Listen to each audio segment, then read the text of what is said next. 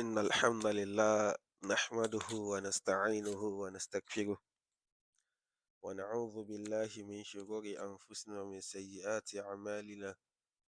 من يهده الله فهو المهتدي ومن يضلل فلا هادي له. وأشهد أن لا إله إلا الله وحده لا شريك له.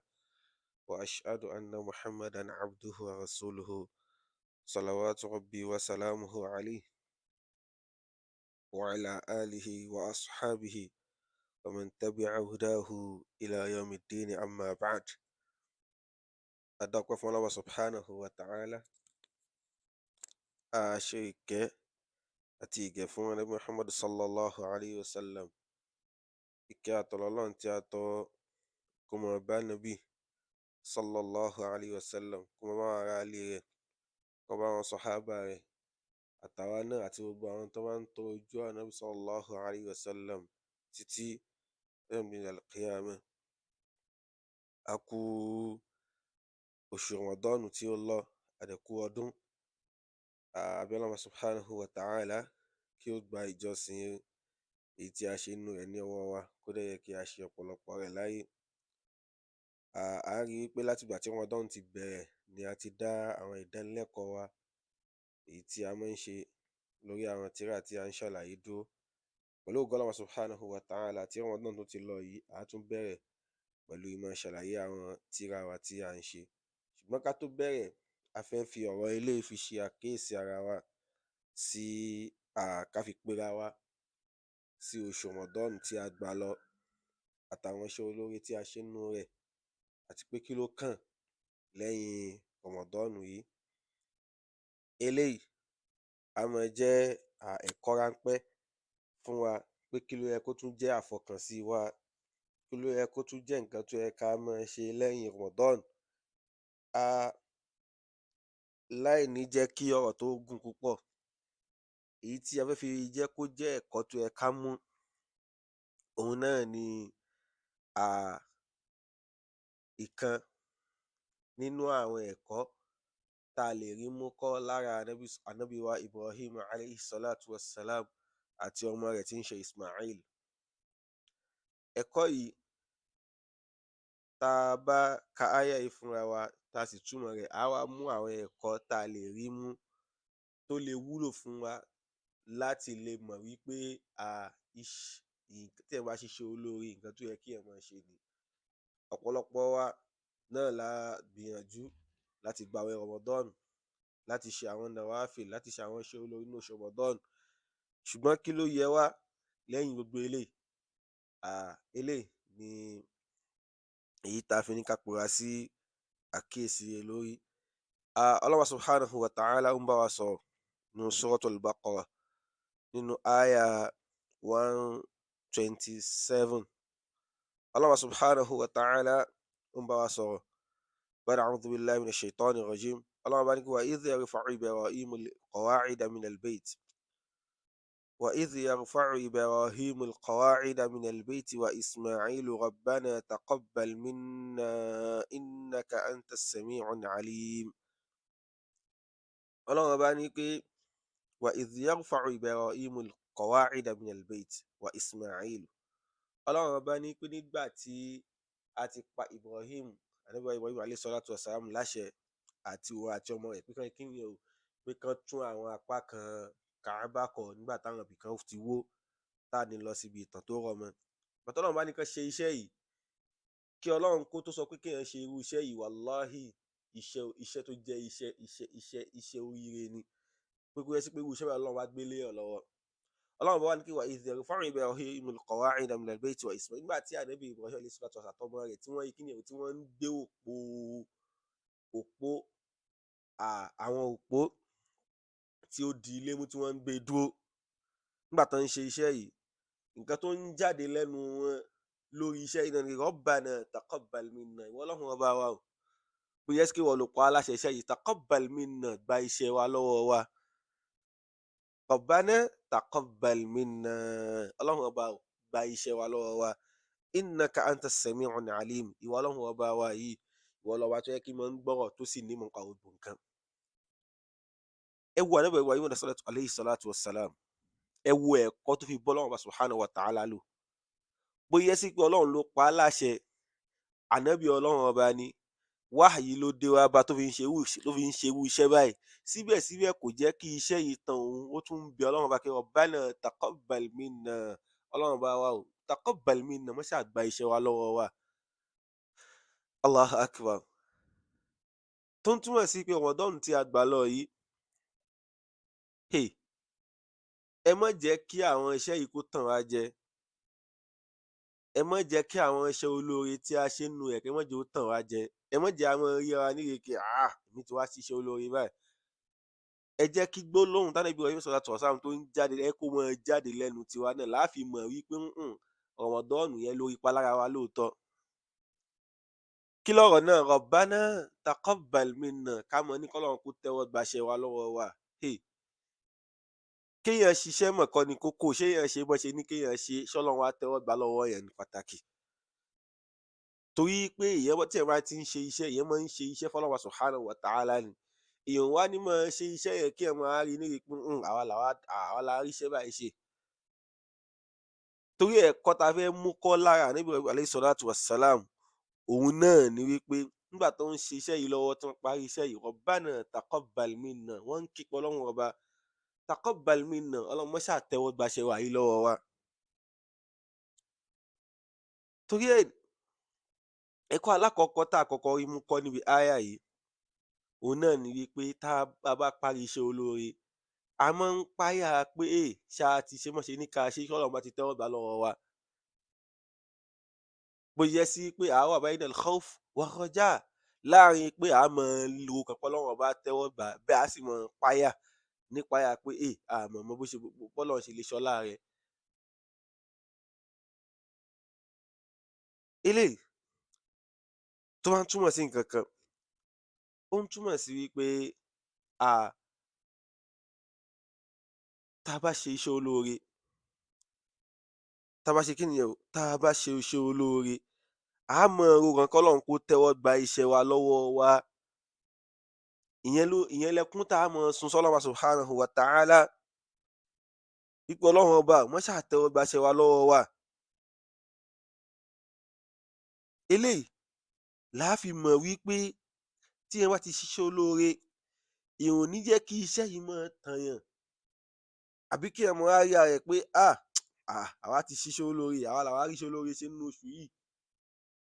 So ẹkún tá a máa sun lẹ́yìn iṣẹ́ náà ni kí Ọlọ́run má ṣáà tẹ́wọ́ gbaṣẹ́ wa lọ́wọ́ wa. Ẹ wo Ànábì wa Ibrahim alayhi salatu wassalam, bàbá ìgbàgbọ́, nǹkan tó ń ké pe Ọlọ́run Ọba subhanahu wa ta'ala sí ni lẹ́yìn iṣẹ́ olóore. Iṣẹ́ wo ló fi kán gbé adúrú iṣẹ́ báyẹn léèyàn lọ́wọ́ pé ìwọ ni kó lọ gbé eléyìí dúró.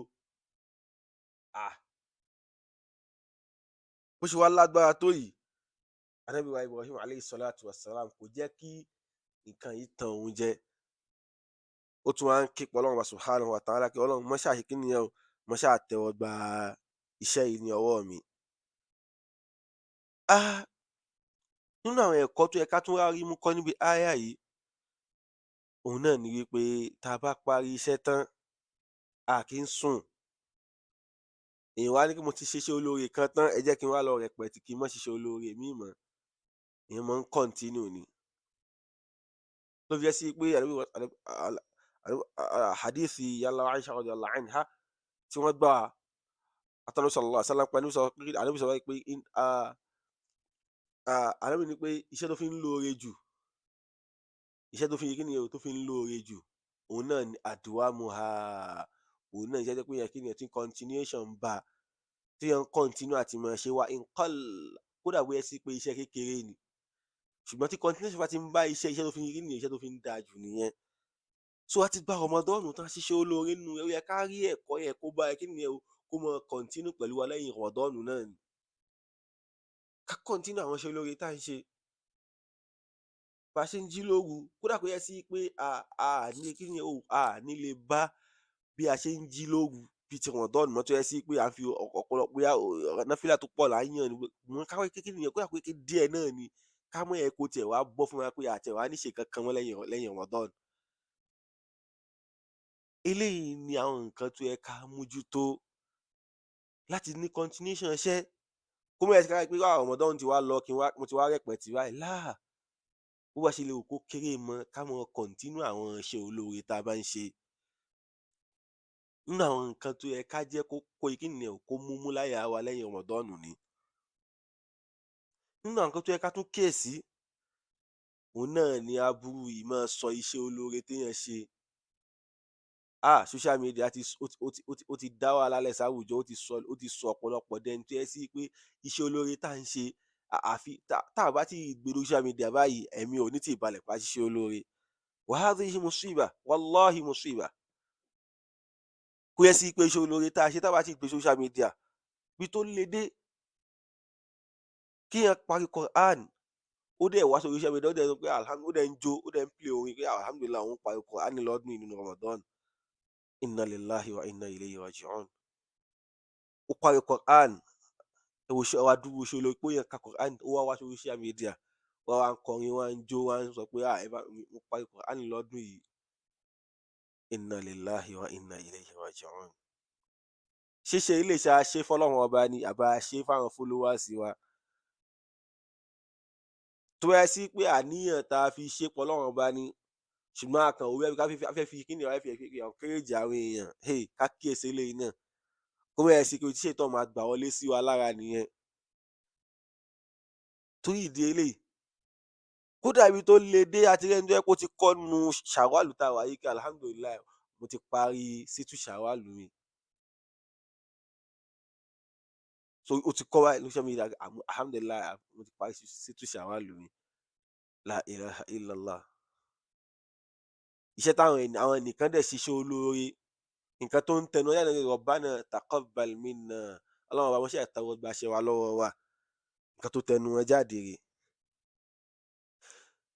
Oríṣiríṣi mélòó tó jẹ́ sí pé àwa náà rí gbogbo àwa táwa lórí social media mélòó ni irú iṣẹ́ nínú àwọn nǹkan báyìí tó jẹ́ pé gbogbo wa náà rí táwọn èèyàn ń gbé ṣe. Tó jẹ́ sí pé iṣẹ́ olóore ẹlòmíì jáde pé alhamdulillah mo complete gbogbo qiyamul layl nínú Ramadan. La ilaha illallah. Ṣé o wá sọ fún àwọn tó máa san ẹ́ lẹ́san ni àbí Ọlọ́run ló ṣe é fún? So gbogbo àwọn nǹkan wọ̀nyí àfi ká kíyèsí. Àfi ká kíyèsí. Gbogbo iṣẹ́ olóore tá a ṣe jẹ́ kó mú lára pé Ọlọ́run máa ṣáá tẹ́wọ́ gbà lọ́wọ́ wa ló yẹ ká máa sáré. Ká má jẹ́ kí kíní wá sọ wá di kékeré mi ti ṣiṣẹ́ olóore ká máa wá tanra wa jẹ. Kọ́lọ́run má jẹ́ kọ́rọ̀ wa dàbí ẹni tó jẹ́ pé wa bada lahum minallahi ma lam yakunu yahtasibun. Nínú áyà tí tán ló máa ń pa Umar radiyallahu anhu lẹ́kún jù nìyẹn pé ó padà pé àwọn ẹnìkan wà tó jẹ́ pé wọ́n padà wá hàn sí wọn pé wọ́n padà wá rí lọ́dọ̀ Ọlọ́run ọba nǹkan tó jẹ́ sí pé wọn ò lérò náà padà wá bá pàdé lọ́dọ̀ Ọlọ́run ọba. So gbogbo àwọn nǹkan wọ̀nyí gbogbo àwọn nǹkan tó wá lè máa jẹ́ kí iṣẹ́ wa kó lábùjẹnjẹkù ẹ jẹ́ á jìnnà sí i. Ẹ jẹ́ á jìnnà sí i. Lára o fẹ́ di content creator ló fi mọ́pọ̀lọpọ̀ kó sínú àwọn nǹkan báyìí tó jẹ́ sí pé Islam dẹ̀ rèé ẹ̀sìn téèyàn máa ń ṣe fọ́lọ́run ọba ni. Tó bá ń lo social media máa lò ó fún nǹkan tó bá lè máa lò ó fún ṣùgbọ́n tó bá ti fẹ́ máa di ọ̀rọ̀ ẹ̀sìn ó gbọ́dọ̀ wá pé ṣé kiní tí mò ń ṣe yìí bẹ́sìn mu? Ṣé bọ́lọ́run ṣe fọwọ́ sí ànábì fọwọ́ sí irú nǹkan báyìí tó bá ti di tọ̀rọ̀ ẹ̀sìn ṣùgbọ́n tó bá ti dọ̀rọ̀ ayé ìwọ ló mọ̀. Torí ìdí eléyìí ọ̀rọ̀ tá à ń sọ yìí bó ṣe bẹ́ni tó ń sọ ọ́ wí lálákọ̀ọ́kọ́ bẹ́ẹ̀ náà ló ń bẹ́ni tó ń gbọ́ wí. Ẹ jẹ́ á gbìyànjú àwọn iṣẹ́ olóore tí a ṣe continuation ní kẹ́ jẹ́ ó wà fún wa. Ẹ má jẹ́ ó jẹ́ kó já sí wípé ká máa wá ní àríyá kárí mi lórí àwọn iṣẹ́ tá a ti ṣe nínú oṣù tó ti lọ. Torí pé a mọ̀ mọ́ ó lè jẹ́ pé oṣù yìí tó lọ yìí náà ló máa jẹ́ oṣù ìgbẹ̀yìn fẹ́lòmíì nínú wa. Léyìí tó dẹ̀ sure náà dẹ̀ nìyẹn. Inú abẹ́ Ọlọ́run subhanahu wa ta'ala kọ́lọ́run kó tẹ́wọ́ gba àwọn iṣẹ́ olóore wa ní ọwọ́ wa. Kó dẹ̀ ṣe wá lọ́kan nínú àwọn tá a lè mọ continue àwọn iṣẹ́ olóore. Kó má ṣe wá lọ́kan nínú àwọn tó máa jẹ́ Ramadaniyun àwọn tó jẹ́ sí pé iṣẹ́ olóore titi wọn Ramadan lásán ni lẹ́yìn Ramadan báyìí wọn ò ní rántí Ọlọ́run subhanahu wa ta'ala mọ́. Ọlọ́run subhanahu wa ta'ala kó fi wá lọ́kan kó ṣe wá lọ́kan nínú àwọn tí wọ́n máa gbọ́ ọ̀rọ̀ rẹ̀ tí wọ́n á dẹ̀ sì lè máa tẹ̀lé ní gbogbo àsìkò wọn àti ní gbogbo ayé wọn. Kó wá ṣe wá lọ́kan nínú àwọn tí iṣẹ́ wọn á jẹ́ ìtẹ́wọ́gbà tí wọ́n á sì bá Nábì wa Muhammad sallallahu alaihi wa sallam wọlé ọlá tí wọ́n á sì rí ìdùnnú ìbẹ̀rẹ̀ qiyamah. subhanaka allahumma wa hamdik ashhadu an la ilaha illa ant astaghfiruka wa atubu ilayk.